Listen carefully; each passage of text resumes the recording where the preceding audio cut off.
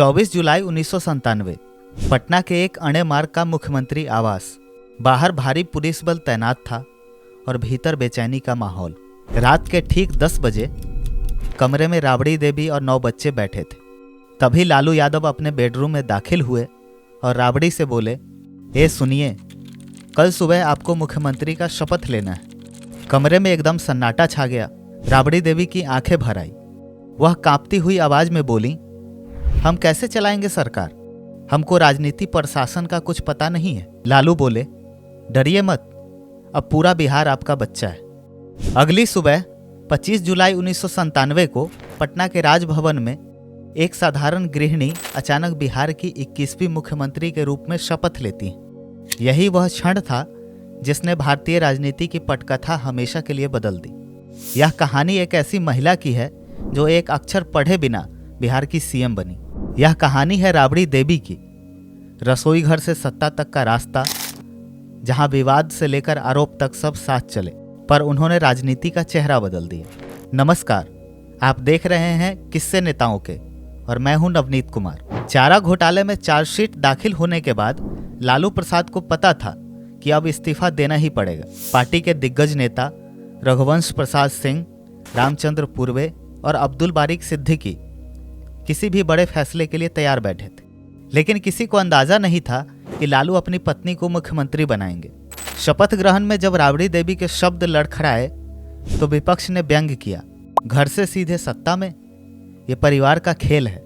जब लालू की पार्टी चुनाव जीती तो 3 चेहरे मुख्यमंत्री की रेस में थे, रामसुंदर दास, रघुनाथ झा और खुद लालू प्रसाद। लालू ने बड़ी मुश्किल से यह कुर्सी हासिल की थी, इसलिए वह इसे परिवार से बाहर नहीं जाने देना चाहते थे। इसी रणनीति से राबड़ी देवी एक रात में मुख्यमंत्री बन गई।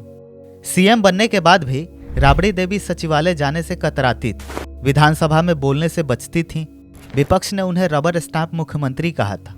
आरोप यह भी लगे कि असली सरकार जेल या घर से लालू चला रहे हैं, क्योंकि वे अफसरों और मंत्रियों को सीधे संदेश देकर फैसलों को प्रभावित करते थे। लेकिन यही महिला अगले कुछ सालों में अपने फैसलों से धीरे धीरे राजनीति को साधने लगी।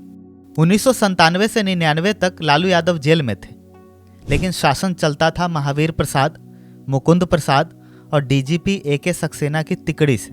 लालू ने जेल से राबड़ी को संदेश भेजा कि फाइल पर बिना महावीर और मुकुंद बाबू से पूछे साइन मत करिए।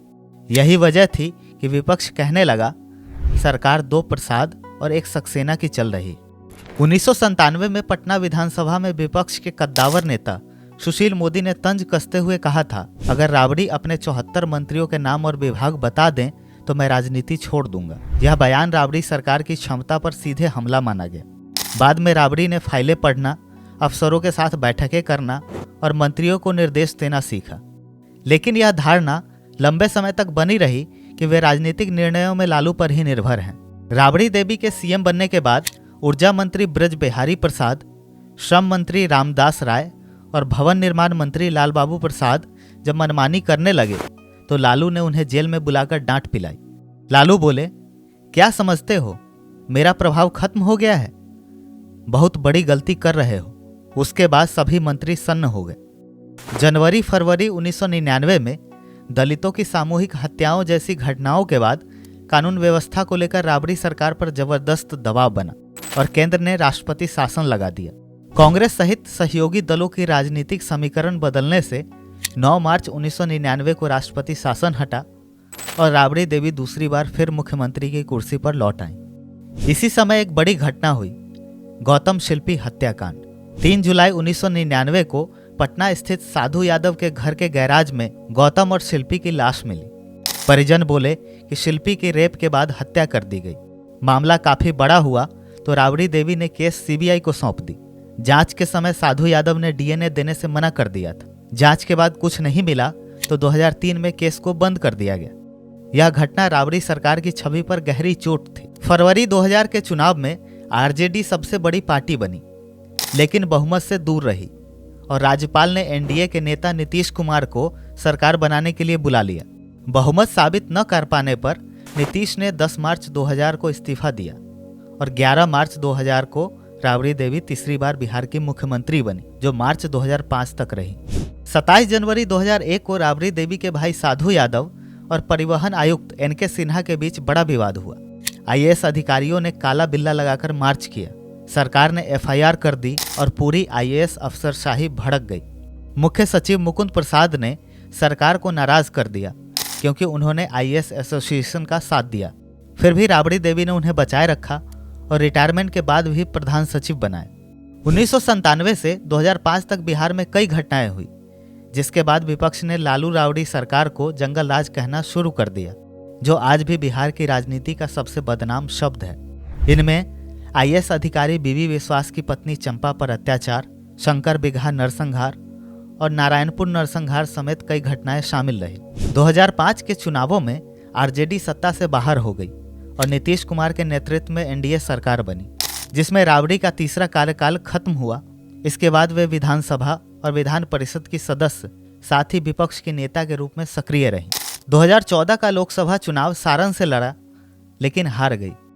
राबड़ी देवी की यह यात्रा दिखाती है कि बिना औपचारिक राजनीतिक प्रशिक्षण के एक गृहिणी सीधे मुख्यमंत्री की कुर्सी तक पहुंच सकती है। भले ही शुरुआत पति की रणनीति से हुई हो, समय के साथ उन्होंने सदन में बहस, मीडिया से सीधे बात और संगठन में सक्रिय भूमिका के जरिए यह साबित किया कि वे सिर्फ प्रतीक मात्र नहीं बल्कि बिहार की राजनीति में एक अस्थायी चेहरा बन चुकी हैं। गोपालगंज के सेलार कला गांव में जन्मी और दहेज में 5 बीघा जमीन और 5 गाय लेकर आई राबड़ी देवी ने कभी सोचा नहीं था कि वह सीएम बनकर एक राज्य का नेतृत्व करेंगी।